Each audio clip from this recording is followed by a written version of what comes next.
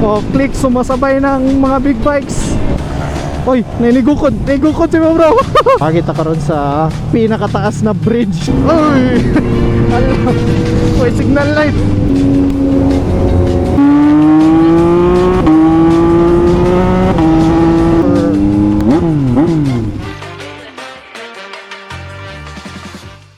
Naadiri karon ang duha ko ka unit kay atay plano aning duha biyahe tag Manolo Fortich pagas pa pud mi karon.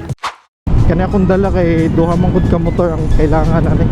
Gihiraman na pud ako si traction sa likod. Siya nagamit sa to ang O3. So ang time is 9:20. Dili kay ko mag-video pag karon kay gamay ra akong storage. Sa dugay ang traction mas nauna pa man ang click. Dapat magdali jud ani karon kay layo kay na biyahe. Mapadugay-dugay, mas madugay patag uli. Baguhan ko aning kamera na to kay ang diri niya sa pag-on kalimot na ko sa diretso na tay pindot day. Tara, flyby na karon. Wow. Diyan jud tag straight ani. Last ko na nato ni last ride sa MTO3 nato. Sabay ra mo sa amo ang biyahe karon pa Manolo Fortich. Mas pag kami sa time ni traction kay na pa siya interview. Mo nang reason na kuan niundang siya. Na busy na siyang life. Oh! Nagkinamot eh.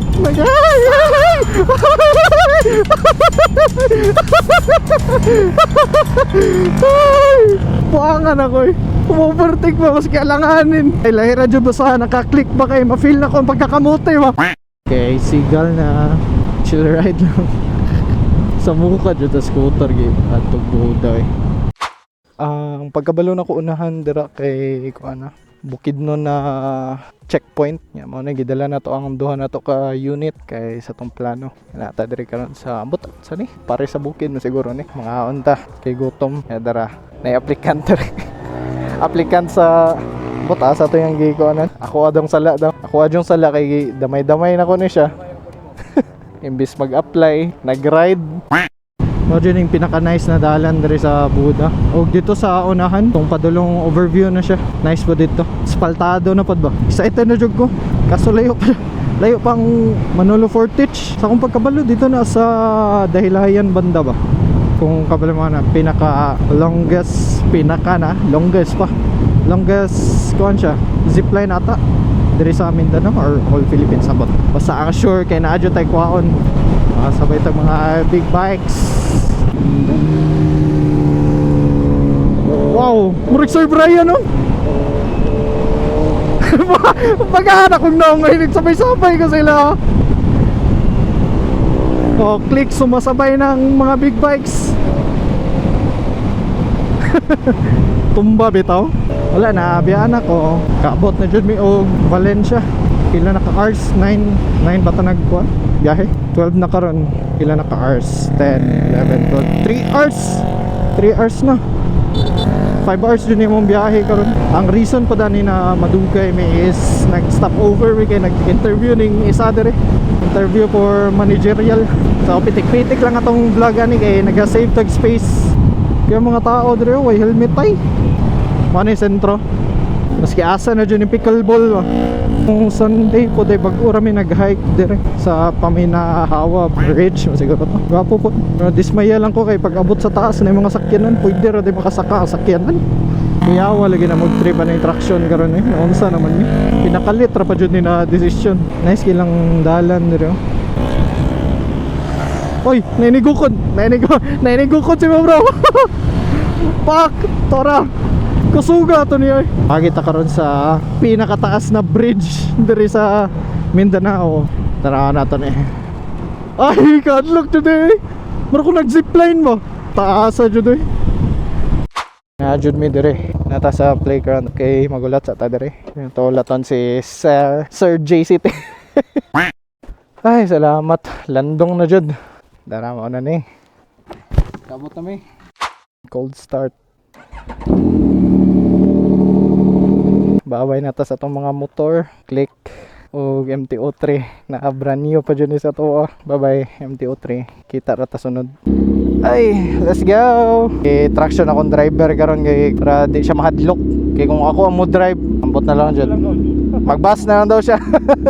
Karon na jud ko nakabalik og vlog.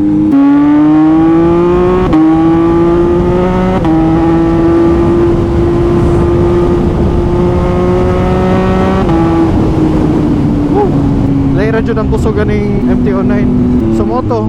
Kuha na to ning motor sa Manolo Fortich. Actually wala naman jud ko bagi, kapoy naman jud ko sa kaning pagmotor, pero try lang ko go-offer sa marketplace. Nakita man ako niya siya, open for swap daw. Try lang po na ko offer akong duha ka motor, which is MT-03 o tong click na to.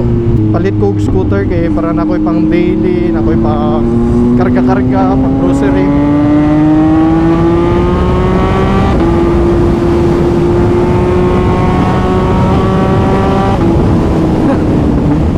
Ka pwede natin manggunit sa tangke, di ba? Matagak juga.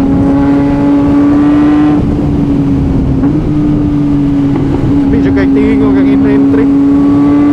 Di mo ko siya common ba compared sa inline 4. Nice juga siya. Mao dyan ako maingon sa iyang tingog, sa iyang bomba. Oh, di ba? Lamig kayo paminawon. Iyang speed, di juga mabitin na ni. Kaya maabot po niya siyang mga 250 ata. 250 man siguro itong nakita na ko. Narapod siya quick shift, auto blip. Let's say naka sa first gear, second gear, automatic na siya maski dili ka mag clutch. So sampulan na to na dire karon from third gear to fourth gear.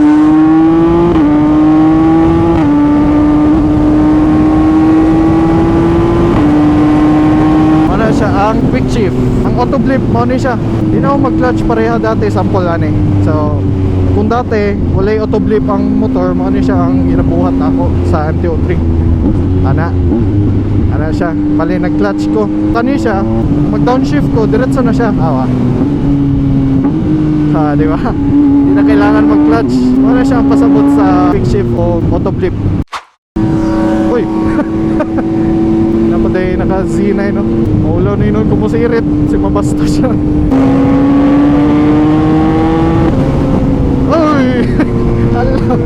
May signal light.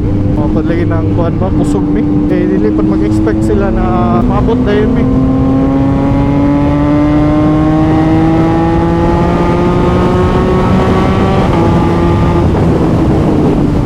Dapat kung magamit yung ka o big bike, kontrolado dyan dapat mo. Hindi ka magpataka ba na dire-diretso lang ka na kung hatod asa ang kusog. Siguro kung wala kay kadlukan.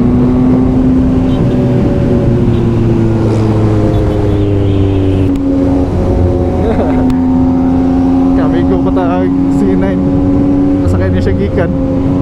Wow, napatay siya quick shift auto blip.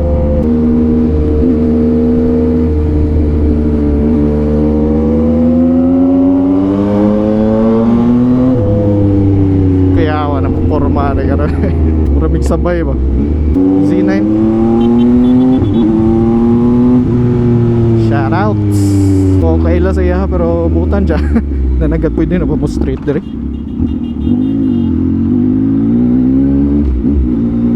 Pwede naman ata. Mangkugisit ta. Naman ko nakita sa Facebook na kuha na siya. Pwede na siya agihan direct.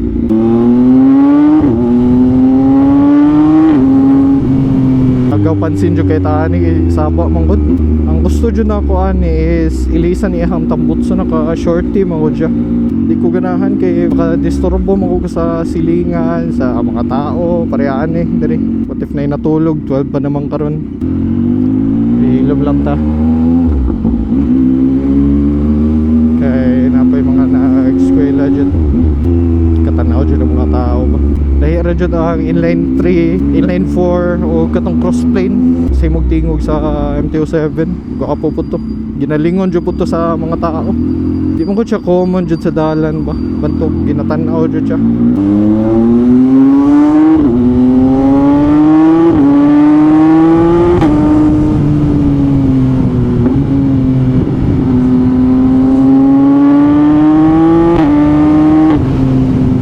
Tama na po din kayo mention sa inyo. Nice juga kayo ni MT-09 po kay tipid lang siya ba. Compared sa uban, gasto kayo siya kay mutungtong lang og 600cc siguro or tungtong lang siya og 600cc. Gasto na kay siya ba? Maabot na og 1:11 ang iyang gas consumption. Hay nako, grabe pa naman, yaw-yaw na ako. Abi na ko naka-record ko, adi ko naka-record. Kapuya. Usab yung tag-storya ni tanan. Sa maray sa ako ang mangigipang storya ganiha.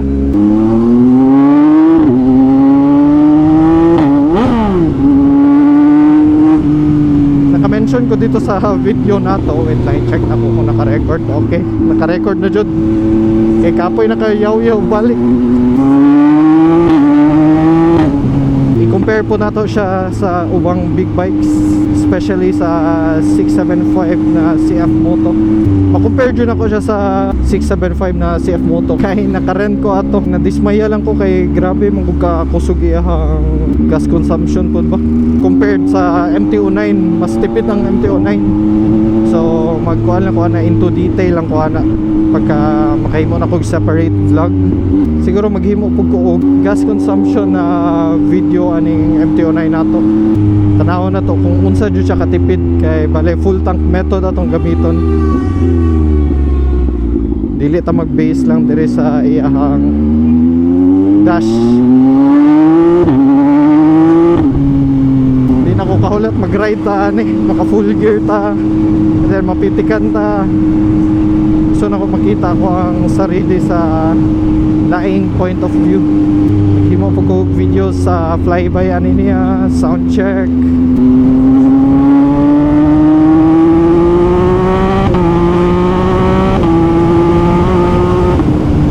Makapanggunit yung sa tangke ani motoran eh. Hindi ka magunit, wala dyan. Tagak juga. Hindi po basta-basta ning muampa ka kunwari, let's say 150cc ka, wala kay throttle discipline, wala dyan. Kasi madisgrasya ka dahil yun ba. Pasalamat na po ko na ski naka MT-03 ta dati, katesting yapon tag mga big bikes. Happy juga ko na naka MT-09 na ta. At least mas nice na po siya dalon sa ato ang vlog. Wala man siguro to. Gusto lang ako mag-catch up sa inyo kung ano nawala po ko. Retire na madyadong tata-ato ba. Sabayan na po na busy ta. Wala na takasunod sa pag-vlog po. So siguro mauna po to. Salamat po kayo sa inyong pagtanaw. Punta na enjoy mo. Saba na kita.